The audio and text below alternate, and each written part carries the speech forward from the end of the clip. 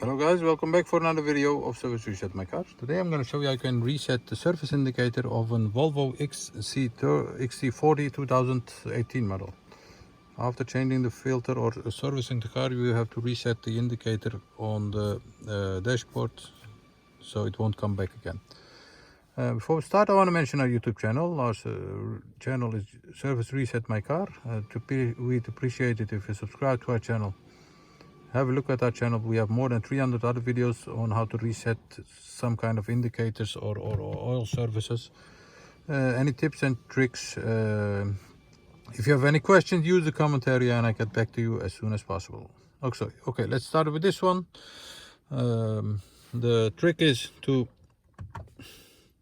press the start stop button only once. Yes.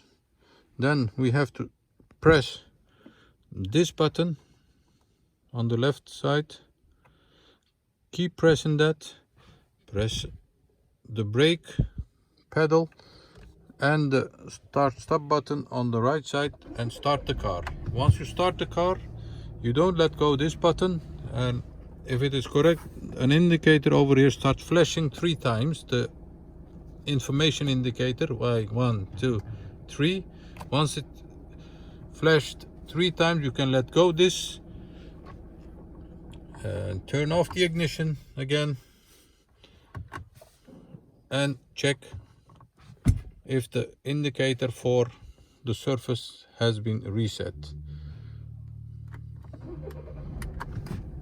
And as you can see, I don't see an indicator, service indicator anymore.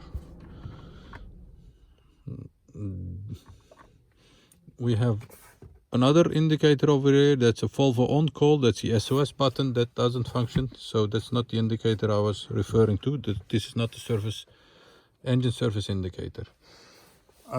Thanks for watching. I hope this helped you, and hope to see you next time with another video. Stay safe, take care, bye bye.